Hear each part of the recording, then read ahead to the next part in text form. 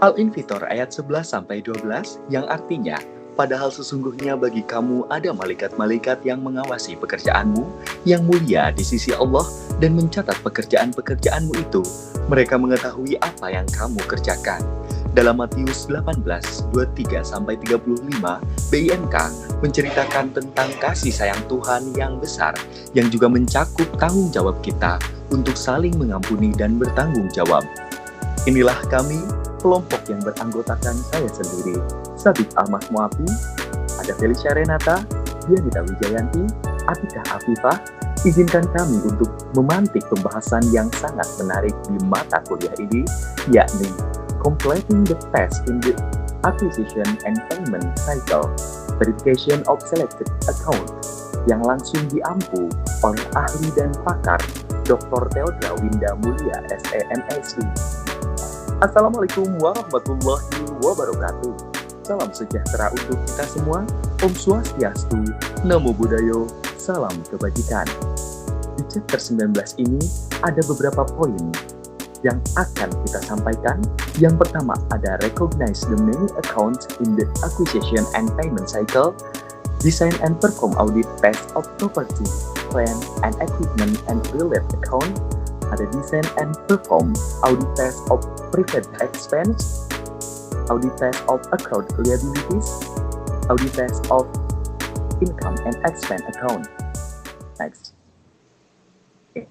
Yang pertama, kita memahami akun dalam siklus akuisisi dan pembayaran. Siklus akuisisi dan pembayaran mencakup berbagai akun yang berhubungan dengan perolehan barang dan jasa serta kewajiban pembayarannya. Akun-akun ini dikelompokkan ke dalam 3 kategori utama, yaitu ada aset, liabilitas, dan beban. Next.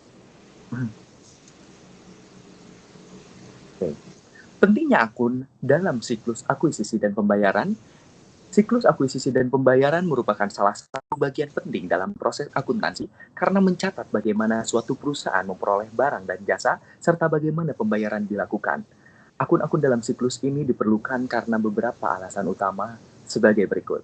Yang pertama adalah mencatat dan mengontrol transaksi, membantu dalam manajemen kas dan likuiditas, mempermudah penyusunan laporan keuangan, mengidentifikasi dan mengurangi risiko kecurangan, mematuhi peraturan dan standar akuntansi. Hal lainnya akan kita bahas di next slide.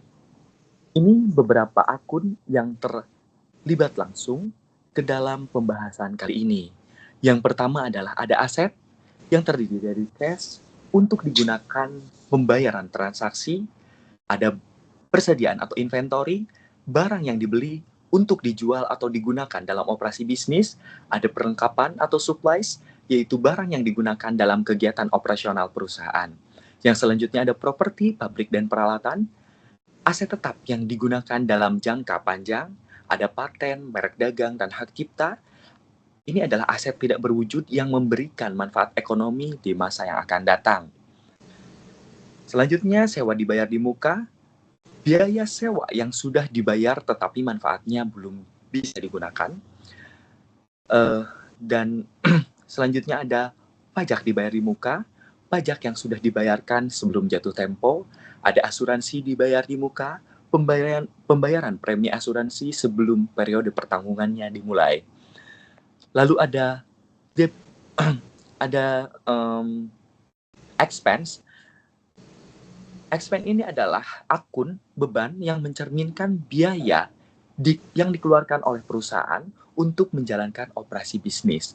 Beberapa akun yang relevannya meliputi COGS atau harga pokok penjualan, biaya langsung yang dikeluarkan untuk memproduksi barang atau jasa yang dijual.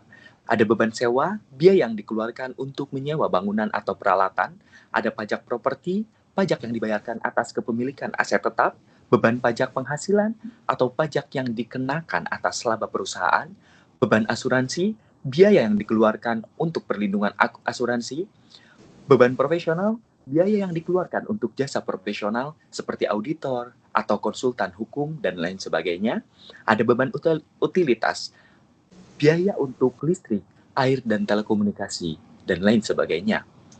Yang selanjutnya ada liabilitas. Akun liabilitas ini mencerminkan kewajiban perusahaan untuk melakukan pembayaran atas barang dan jasa yang telah diperoleh. Ada beberapa akun yang masuk ke dalam kategori ini, yaitu ada utang usaha atau account payable, yaitu kewajiban perusahaan untuk membayar pemasok atas barang atau jasa yang diterima. Lalu utang sewa, rent payable, kewajiban yang timbul dari sewa yang belum dibayar.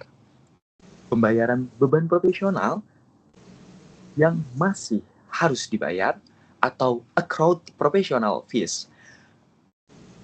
Kewajiban ini yaitu karena ada jasa profesional yang telah diterima tetapi belum dibayar. Yang selanjutnya ada pajak properti yang masih harus dibayar, pajak properti yang telah menjadi kewajiban tetapi belum dibayarkan, beban lain yang masih harus dibayar, atau other accrued expense, kewajiban lain yang telah terjadi tetapi belum dibayarkan. Ada pajak penghasilan yang harus dibayar, yaitu pajak yang menjadi kewajiban perusahaan berdasarkan laba yang diperoleh. Yang terakhir adalah manfaat pensiun atau retirement benefit, yaitu kewajiban perusahaan terhadap program pensiun karyawan. Kesimpulannya adalah dalam siklus akuisisi dan pembayaran, ini melibatkan banyak akun yang mencerminkan proses pembelian dan pembayaran kewajiban perusahaan. Di pembahasan kali ini adalah kita membahas bagaimana audit atas properti, pabrik, dan peralatan. Next. Baik. Properti, pabrik, dan peralatan atau PPA adalah aset tetap yang memiliki umur lebih dari 1 tahun, digunakan dalam operasional bisnis, dan tidak diperoleh untuk dijual kembali. Dalam audit PPE, auditor akan menguji berbagai aspek untuk memastikan bahwa saldo PPE yang dilaporkan dalam laporan keuangan sudah akurat dan sesuai dengan standar akuntansi yang berlaku. Dan ini akan terus-menerus dibahas di next chapter. Nah, yang pertama, next. Di tabel ini, PPE diklasifikasikan menjadi beberapa jenis, yaitu ada tanah dan perbaikan tanah, ada bangunan dan perbaikan bangunan, peralatan, furniture, komputer dan perlengkapan, kendaraan seperti mobil dan truk, perbaikan hak sewa, ada leasehold improvement, ada konstruksi dalam proses untuk PPE. Nah, untuk klasifikasi ini, untuk membantu auditor dalam mengelompokkan aset sesuai dengan sifat dan penggunaannya dalam perusahaan. Next. Oke. Nah, akun yang berhubungan dengan PPE, berdasarkan gambar ini, akun PPE ini terlampir bahwasannya ada saldo awal PPE, ada penambahan atau acquisition, penghapusan atau disposal, ada saldo akhir PPE, keuntungan atau kerugian dari penghapusan PPE. Jadi nanti dihitung apakah untung atau rugi dari penghapusan PPE ini. Yang selanjutnya ada akun akumulasi depresiasi, saldo awal akumulasi depresiasi, ada penghapusan terkait dengan PPE yang dijual atau dihapuskan, depresiasi tahun berjalan, saldo akhir akumulasi depresiasi. Nah, auditor akan menguji bagaimana akun-akun ini memastikan bahwasannya PPE dicatat secara akurat dan sesuai dengan prinsip akuntansi yang berlaku. Next. Oke. Langkah-langkah audit PPE, yaitu ada 6 aspek utama yang diuji. Yang pertama adalah melakukan prosedur analitik substansif. Prosedur ini digunakan untuk menilai kemungkinan salah saji material dalam beban depresiasi dan akumulasi depresiasi. Auditor akan membandingkan rasio beban depresiasi terhadap biaya perolehan PPE dalam tahun ke tahun, lalu membandingkan rasio akumulasi depresiasi terhadap biaya perolehan PPE dari tahun ke tahun, memeriksa biaya perbaikan dan pemeliharaan, biaya perlengkapan, serta alat-alat kecil untuk mendeteksi kemungkinan salah klasifikasi. Yang kedua, verifikasi penambahan PPE tahun berjalan. Auditor harus memastikan bahwa semua aset yang ditambahkan benar-benar ada dan dicatat secara benar. Prosedur akan dilakukan dengan meliputi menyesuaikan saldo PPE dengan buku besar, melacak serta menambahkan setiap penambahan ke faktur vendor dan bukti penerimaan barang, ada memeriksa klasifikasi yang benar antara PPE dan biaya operasional, meninjau transaksi dekat tanggal, neraca, untuk memastikan pencatatan dalam periode yang benar atau di cut off. Yang ketiga adalah verifikasi penghapusan PPE tahun berjalan. Nah, penghapusan aset ini adalah aset yang tidak tercatat, akan menyebabkan laporan keuangan ini tidak akurat. Oleh karena itu, auditor akan melakukan pencarian aset yang dihapus tetapi tidak tercatat. Nah, caranya adalah dengan meninjau kembali apakah ada aset baru yang menggantikan aset lama, terus menganalisis laba dan rugi dari penghapusan aset, meninjau perubahan pajak properti dan asuransi untuk indikasi penghapusan aset, melakukan wawancara dengan manajemen dan staf produksi terkait aset yang telah dihapus. Yang keempat adalah verifikasi saldo akhir akun PPE. Nah, dalam mengaudit saldo akhir, auditor memiliki dua tujuan utama, yaitu memastikan bahwa semua aset yang tercatat benar-benar ada atau eksistens. Yang kedua, memastikan bahwa semua aset yang dimiliki perusahaan telah dicatat dalam laporan keuangan completeness. Nah, yang kelima, verifikasi beban depresiasi. Beban depresiasi adalah salah satu elemen penting dalam PPE karena untuk memastikan keakuratannya. Nah, auditor sendiri akan mempertimbangkan yang pertama pastinya masa manfaat aset yang baru dibeli. Yang kedua, metode depresiasi yang digunakan, seperti contohnya metode garis lurus atau saldo menurun, yang umumnya seperti itu. Yang selanjutnya ada nilai residu yang diperkirakan. Yang keempat, kebijakan depresiasi pada tahun perolehan dan penghapusan aset yang sudah dibahas di pembahasan sebelumnya. Yang terakhir adalah verifikasi saldo akhir akumulasi depresiasi. Ada dua tujuan utama dalam audit kenapa harus ada saldo akumulasi depresiasi.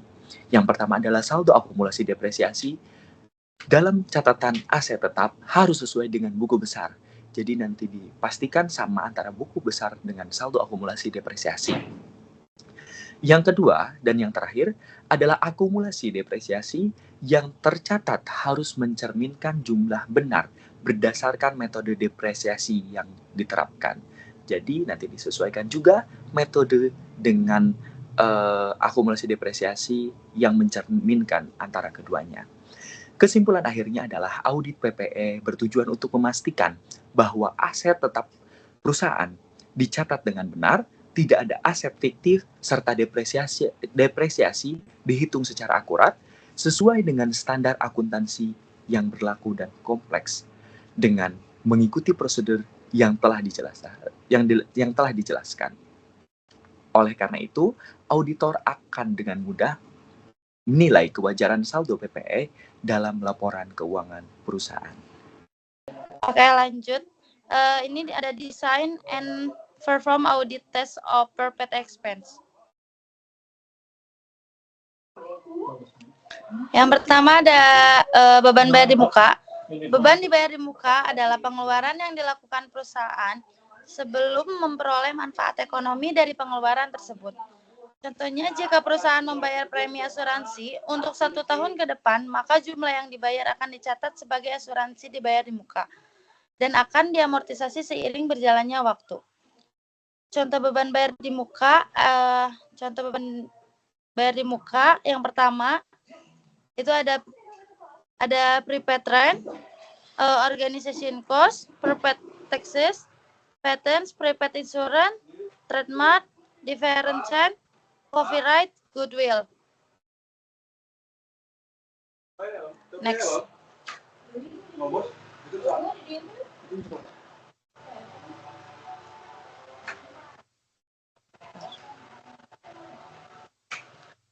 Lanjut ada private insurance and insurance expense.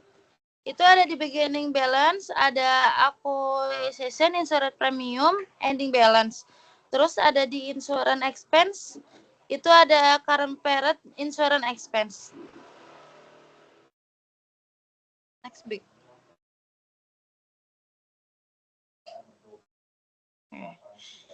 Ada audit atas asuransi dibayar di muka, pengendalian internal.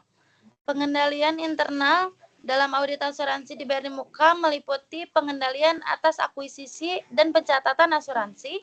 Yang kedua ada pengendalian atas register asuransi.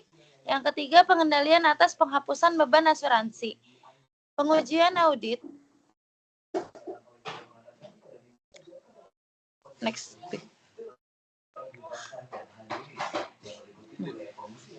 Pengujian audit, itu auditor akan memperoleh jadwal dari klien yang mencantumkan setiap polis asuransi yang masih berlaku. Jadwal ini mencakup informasi tersebut. Yang pertama ada informasi polis. Informasi polis termasuk nomor polis, jumlah penangguhan, dan premi tahunan. Yang kedua ada saldo awal asuransi dibayar di muka. Yang ketiga ada pembayaran premi polis. Yang keempat jumlah yang dibebankan beban asuransi. Yang terakhir ada saldo akhir asuransi dibayar di muka. Next. Di sini ada prosedur audit analitis untuk asuransi dibayar di muka. Audit analitis yang digunakan untuk mengidentifikasi pola, anomali, atau inkonsistensi dalam laporan keuangan berdasarkan perbandingan dan tren historis.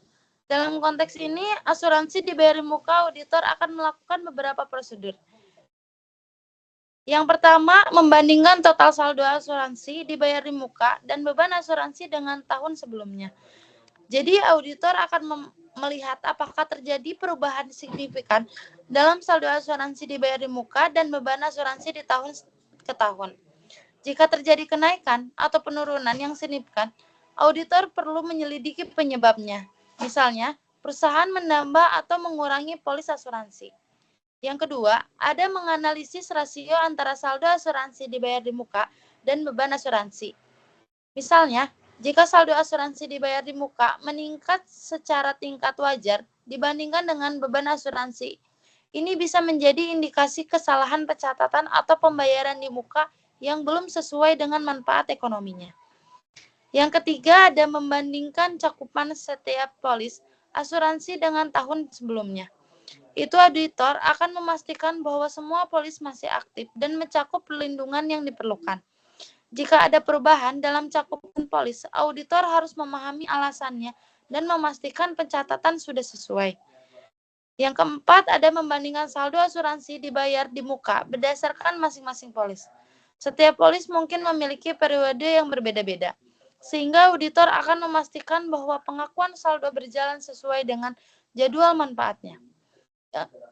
Yang terakhir, ada meninjau kecukupan cakupan asuransi. Itu auditor akan bekerja sama dengan pejabat klien atau broker asuransi untuk memastikan bahwa perlindungan asuransi sudah cukup untuk menutupi risiko bisnis yang dihadapi perusahaan. Next. Di sini ada pengujian audit untuk saldo asuransi dibayar di muka. Selain prosedur analisis, auditor juga melakukan pengujian substantif untuk memastikan saldo yang dilaporkan dalam laporan keuangan benar-benar akurat. Ini beberapa aspek utama. Yang pertama ada keberadaan dan kelengkapan. Extinction atau dengan completed. Auditor akan memastikan bahwa polis yang dicantumkan dalam jadwal benar-benar ada dan tidak polis fiktif. Auditor juga akan mengecek apakah semua polis yang harus dicatat sudah termasuk dalam jadwal. Yang kedua ada right. Itu auditor harus memastikan bahwa klien benar-benar memiliki hak atas polis yang tercatat, yaitu perusahaan telah membayar premi dan polis masih aktif. Yang ketiga ada keakuratan dan keterikatan detail. Auditor akan mengecek apakah jumlah asuransi dibayar di muka telah dihitung dengan benar. Auditor juga memastikan bahwa total saldo dalam jadwal sesuai dengan saldo dalam buku besar. Yang keempat ada klasifikasi. Auditor akan memastikan bahwa asuransi dibayar di muka diklasifikasikan dengan benar sebagai aset dalam laporan keuangan. Sedangkan bagian yang sudah menjadi beban dicatat di dalam laporan laba rugi. Yang terakhir ada cut-off periode pencatatan yang benar.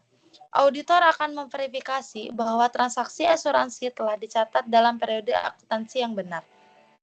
Contohnya, jika polis berlaku mulai 1 Desember 2024 hingga 30 November 2025, maka 1 bulan premi yang diperoleh diakui sebagai beban di tahun 2024, sementara sisanya dicatat sebagai asuransi dibayar di muka untuk tahun 2025.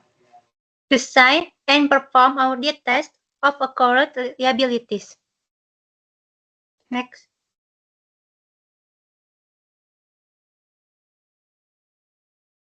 Audit of accrued liabilities, yaitu kewajiban akrual, adalah estimasi kewajiban yang belum dibayar untuk jasa atau manfaat yang telah diterima sebelum tanggal neraca. Artinya, perusahaan telah menerima layanan atau manfaat, tetapi belum melakukan pembayaran pada periode bersangkutan. Contoh kewajiban akrual yang umum, ada beberapa jenis kewajiban akrual yang umum meliputi accrued payroll, yaitu gaji dan upah yang masih harus dibayar. Ada accrued payroll tax, pajak gaji yang masih harus dibayar. Accrued officer bonus, bonus untuk pejabat perusahaan yang masih harus dibayar. Accrued commissions, komisi yang masih harus dibayar. Accrued professional fees, biaya profesional yang masih harus dibayar. Accrued rent, sewa yang masih harus dibayar, dan juga accrued interest, bunga yang masih harus dibayar. Selain itu, ada jenis kewajiban akrual lainnya yang melibatkan estimasi di mana jumlah kewajiban masih tidak pasti, seperti warranty cost, yaitu biaya garansi, dan juga accrued pension benefits, manfaat pensiun yang masih harus dibayar. Secara umum, audit atas kewajiban akrual bertujuan untuk memastikan bahwa semua kewajiban yang masih harus dibayar telah dicatat dengan benar dan sesuai dengan standar akuntansi yang berlaku. Next.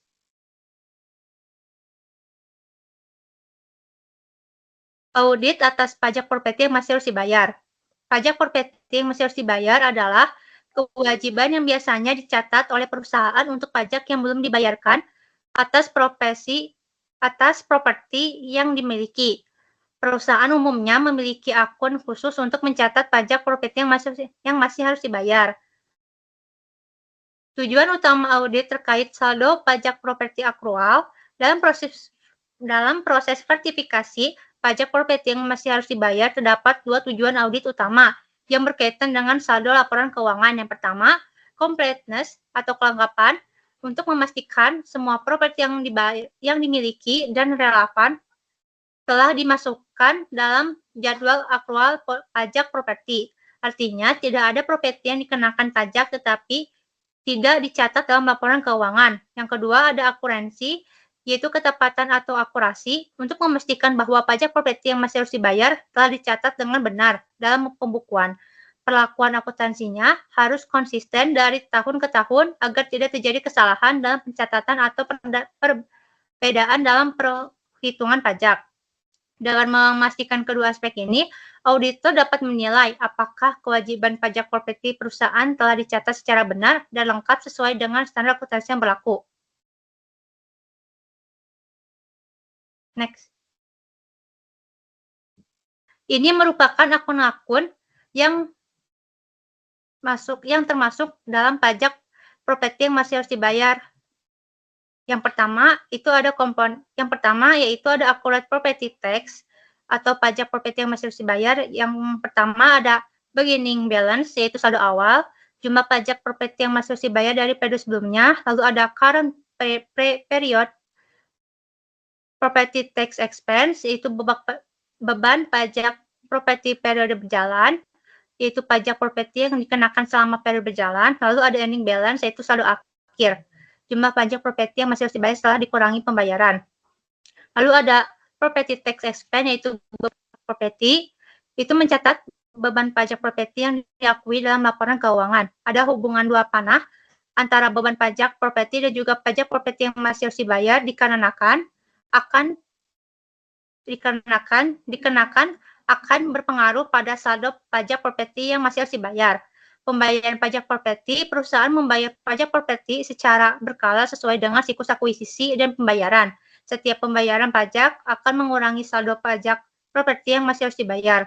Secara keseluruhan, diagram ini menggambarkan bagaimana pajak properti diakui, dicatat, dan dibayarkan dalam laporan keuangan perusahaan. Baik, yang selanjutnya merupakan audit test untuk akun pendapatan dan juga beban. Untuk menentukan apakah akun pendapatan dan beban dalam laporan keuangan sudah disajikan dengan wajar sesuai dengan SAK, auditor harus mengecek apakah masing-masing dari total pendapatan dan beban sudah dimasukkan dalam laporan laba rugi dan laba bersih tanpa salah saji material. Dua konsep berikut dalam audit akun pendapatan dan beban merupakan hal penting dalam mempertimbangkan tujuan laporan laba rugi. Yang pertama adalah kesesuaian antara periode pendapatan dan beban yang diperlukan untuk menentukan hasil yang benar. Lalu yang kedua adalah penerapan prinsip akuntansi yang konsisten dalam beberapa periode penting untuk perbandingan. Kedua konsep tersebut harus diterapkan dalam pencatatan masing-masing transaksi dan penggabungan akun buku besar dalam penyajian laporan. Lalu, pendekatan audit atas akun pendapatan dan beban. Audit akun pendapatan dan beban langsung terkait dengan neraca dan bukan bagian terpisah dari proses audit. Audit akun pendapatan dan beban berkaitan dengan audit pada bagian lain. Bagian dari audit yang langsung memengaruhi akun-akun ini adalah prosedur analitis, pengujian pengendalian, dan pengujian substantif, tes atas transaksi, dan juga pengujian perincian saldo. Lalu untuk prosedur analitis substantif, itu berisi beberapa prosedur analisis substantif untuk akun pendapatan dan beban yang ditunjukkan pada tabel 19.5. Lalu ada pengujian pengendalian dan pengujian substantif atas transaksi. Baik pengujian pengendalian maupun pengujian substantif atas transaksi berdampak simultan terhadap verifikasi akun neraca dan laporan laba rugi. Sebaliknya, pengendalian dan salah saji yang tidak memadai dapat ditemukan melalui pengujian pengendalian dan pengujian substantif atas transaksi dan mengindikasikan kemungkinan salah saji baik pada laporan laba rugi maupun neraca. Tujuan terpenting dalam melakukan verifikasi akun laporan laba rugi dalam setiap siklus transaksi adalah untuk mendapatkan pemahaman mengenai pengendalian internal dan pengujian terkait pengendalian dan substantif atas transaksi. Lalu yang ketiga adalah pengujian perincian saldo akun analisis beban, di mana berisi mengenai jadwal umum yang menunjukkan analisis biaya untuk biaya hukum yang ditunjukkan pada gambar 19.4. Auditor harus menganalisis jumlah yang termasuk dalam akun laporan laba rugi meskipun pengujian telah dilakukan. Analisis akun beban melibatkan penyelidikan auditor terhadap dokumen pendukung untuk masing-masing transaksi dan perincian atas total akun beban. Jenis dokumen tersebut sama dengan yang digunakan untuk memeriksa transaksi sebagai bagian dari pengujian transaksi akuisisi, yaitu terdiri atas faktur, laporan penerimaan, pesanan pembelian, dan juga kontrak. Dalam analisis beban dan akun laporan laba rugi lainnya, auditor melakukan verifikasi transaksi dalam akun yang spesifik untuk menentukan apakah transaksi tersebut benar, diklasifikasikan dengan benar, dan dicatat secara akurat. Lalu yang terakhir ada pengujian perincian saldo alokasi. Beberapa akun beban dihasilkan dari alokasi atau akuntansi, bukan transaksi real. Contohnya adalah beban depresiasi, depresi, dan amortisasi hak cipta. Alokasi biaya overhead manufaktur antara persediaan dan harga pokok penjualan adalah contoh jenis lain dari alokasi yang memengaruhi beban. Jika klien salah dalam mengikuti SAK atau salah menghitung alokasi, maka laporan keuangan bisa salah saji secara material. Dua prosedur audit terpenting dalam audit alokasi adalah pengujian untuk keseluruhan kewajaran dengan prosedur analitis dan perhitungan kembali atas hasil perhitungan klien. Auditor biasanya melakukan pengujian tersebut sebagai bagian dari audit aset dan utang terkait. Hal ini meliputi verifikasi beban depresiasi sebagai bagian dari audit aset tetap, pengujian amortisasi sebagai bagian dari verifikasi paten atau penghentian yang lama, dan verifikasi alokasi antara persediaan dan harga pokok penjualan sebagai bagian dari audit persediaan. Berikut adalah tabel 95 di mana berisi mengenai substantif analytical procedure for income and expense account, di mana di bagian sebelah kiri adalah prosedur analitis substantifnya. Yang pertama adalah membandingkan pengeluaran individual dengan tahun-tahun sebelumnya. dengan kemungkinan salah saji penyajian yang berlebihan atau kurang pada saldo dalam akun biaya. Lalu berikut adalah tabel 19.4, yaitu tentang pengujian rincian saldo akun analisis biaya yang berisi tentang jadwal umum yang menunjukkan analisis biaya untuk biaya hukum. Kesimpulan, chapter 19 ini membahas berbagai aspek dalam siklus akuisisi dan pembayaran, serta bagaimana proses audit dilakukan terhadap akun-akun yang terkait. Dan tujuan pembelajaran yang utama dalam bab ini, yang pertama adalah mengenali akun dalam siklus akuisisi dan pembayaran, bagaimana kita memahami berbagai jenis akun yang terlibat dalam transaksi pembelian dan pembayaran, termasuk aset, kewajiban, serta beban. Yang kedua adalah merancang dan melakukan audit terhadap aset tetap. Melakukan prosedur audit untuk memastikan keakuratan pencatatan properti, pabrik, dan peralatan. Yang ketiga adalah melakukan audit atas beban dibayar di muka, yaitu memeriksa apakah akun beban dibayar di muka telah tercatat dengan benar dan sesuai dengan periode yang seharusnya.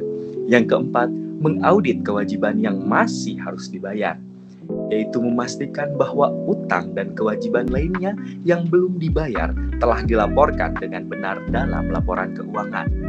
Yang kelima dan yang terakhir, melakukan audit atas akun pendapatan dan beban, memeriksa keakuratan dan kelengkapan pencatatan pendapatan serta beban dalam laporan keuangan, sehingga keseluruhan bab ini bertujuan untuk memberikan pemahaman yang mendalam tentang pentingnya audit dalam memastikan keandalan informasi keuangan serta mencegah salah saji material dalam laporan keuangan. Sekian dari kelompok kami. Wassalamualaikum warahmatullahi wabarakatuh.